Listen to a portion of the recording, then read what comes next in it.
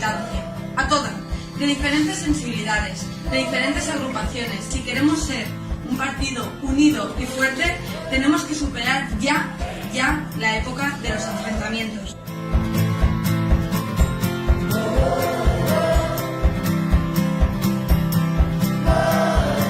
Para ilusionar a los compañeros y compañeras, primero hay que hacerles partícipes. Tenemos que empezar a construir desde cero y junto a ellos este proyecto que queremos que represente a todo el mundo el próximo 5 de febrero.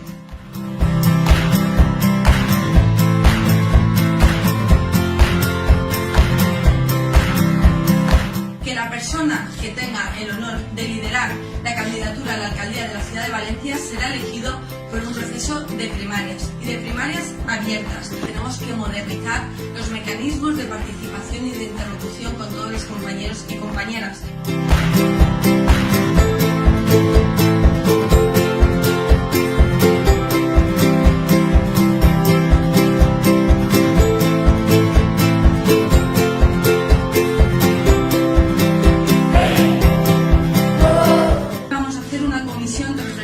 De género, que ponga en valor la igualdad entre hombres y mujeres como una señal de identidad del partido y que se traslade a todos los niveles de acción política, pero también, sobre todo, que tenga presencia en los movimientos feministas de la ciudad y en las asociaciones de mujeres.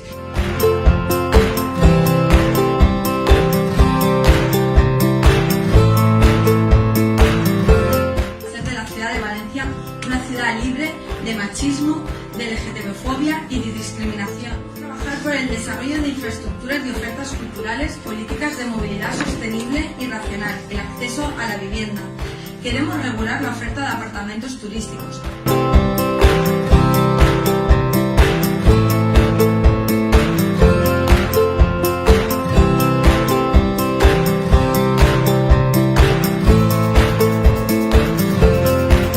Visitaremos de nuevo todas las agrupaciones en donde pondremos a disposición este programa para seguir incorporando nuevas propuestas y sobre todo para explicar y poder de esta manera que el proyecto, si finalmente sale hacia adelante, es este proyecto, el del próximo 5 de febrero, este proyecto sea el proyecto de todas y todos los militantes y de todos los compañeros y compañeras. Muchas gracias.